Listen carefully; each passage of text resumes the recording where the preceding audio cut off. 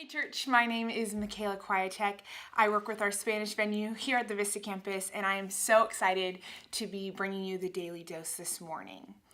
So growing up, I was always laughing and smiling, and even when the situation didn't call for it. And sometimes I'd be in class and the teacher would say, this is kind of a more serious moment, and I'd be the first one to laugh. Or someone would say something maybe sad and a little smile would peek through, and I didn't understand why, because I didn't think that what they were saying was funny. It was just my initial response.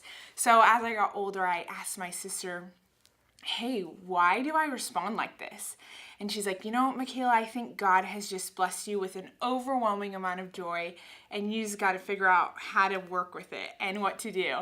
And so as I got older, I just kind of learned how to navigate through that. And so because of this, joy has been a huge aspect of my life and something that God has taught me a lot through. And so I'm really excited to share with you about joy today. So we're going to be in James 1, verses 2 through 4.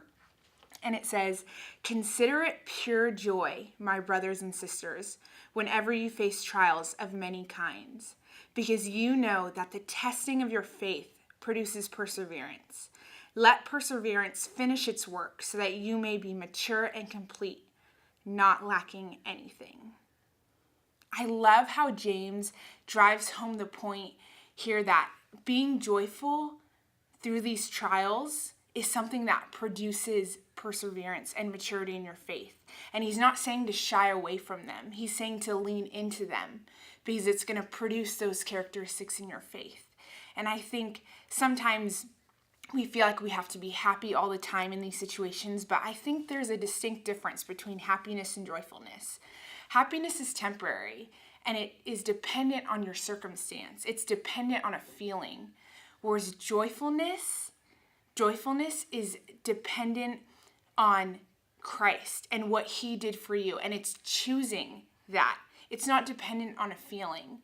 And so when we choose joy during these really hard times in our life, we're reflecting Christ, and we're known as Christians by how we act, and other people can see the difference in us. So when it's hard and when we're choosing joy, we're reflecting Christ, and people can see that. And I think sometimes in these difficult situations, we need to have a lens of joyfulness and to let that be a filter through these different situations. And I know life is hard, and sometimes you don't want to always choose joyfulness. But when you do, you're producing maturity in your faith. You're producing perseverance. And that is something that is truly incredible. So instead of letting negative instances and outcomes in your life decide your feelings, let what Christ did for you and your willingness to reflect that choose your actions. And sometimes what helps me be joyful is realizing that Jesus is taking care of the outcome. I can be joyful because I know that in this trial, or when things are hard, I know that he has got it taken care of. And that's where I can find my joy. And so if you're struggling to find joy, know that you can find it in your faith in Christ. Know that he's given it to us. And that when we choose to reflect that, other people can see it, and you're making an impact on those around you. So I want to encourage you today to choose joyfulness when it's hard, when that's not your initial response, because other people can see it, and they're going to ask you. They're going to say, you're different. I want to know you better. I want to know why you're different. And that's going to impact those around you for Christ and for his kingdom.